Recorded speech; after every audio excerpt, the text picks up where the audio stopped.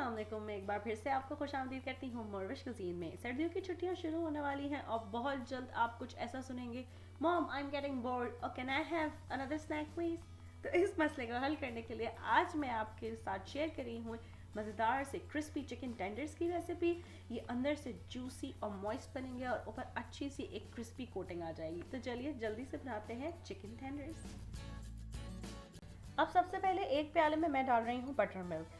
Butter milk अगर आपके पास box available नहीं है तो ये भी मैंने खुद बनाया है। 1 कप दूध में 1 टेबल स्पून विनेगर डाल के उसको थोड़ी देर के लिए छोड़ दीजिए। अब मैं इसमें शामिल कर रही हूँ चिली सॉस। चिली सॉस इसको स्पाइसी बनाने के लिए नहीं बल्कि एज अ टेस्ट इन्हेंसर इस्तेमाल कर रहे हैं। अब इसमें शामिल करेंगे हम टेंडर्स। ये मैंने बाज़ार से जो टेंडर्स बने बनाए आते हैं वो लिए हैं।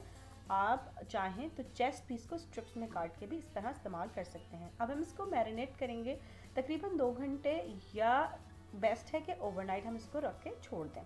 अब हम इसका एक सीजन फ्लावर यानी मैदा तैयार करेंगे। उसमें एक प्याले में मैं मैदा डाल रही हूँ। उसमें डाल रही हूँ नमक, काली मिर्च, लाल मिर्च या पेपरिका पाउडर का इस्तेमाल आप कर सकते हैं, और बेकिंग पाउडर और लहसुन का पाउडर। इन तमाम चीज़ों को अच्छी तरीके से हम मैदे के साथ मिक्स करेंगे और इसको रखेंगे साइड में।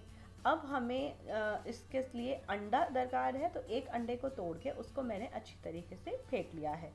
इस तरह ये हमारे दोनों चीज़ें तैयार हो गई। अब हमारे पास जो मैरिनेटेड टेंडर्स थे हम उनको बाहर निकाल लेंगे और हम एक एक टेंडर का पीस उठाते जाएंगे और सबसे पहले हम उस मैदे में शामिल करेंगे जिसमें हमने तमाम सीजनिंग डाली है।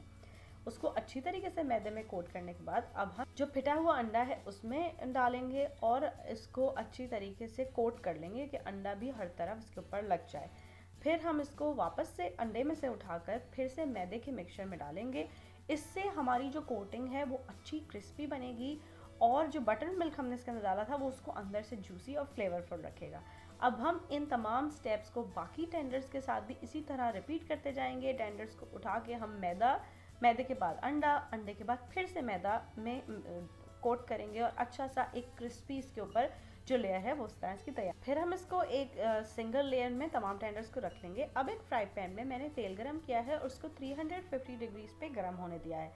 फिर हम इसके अंदर आहिस्ते से टेंडर्स डालेंगे और टेंडर्स को तकरीबन 3 से 4 मिनट हम एक साइड पे पकने देंगे। फिर उसके बाद इसको टर्न करके दूसरी साइड से भी इतना ही पकने देंगे। अगर आप थर्मामीटर से चेक करें तो इसका टेम्परेचर 165 फ़ारेनहाइट होना चाहिए।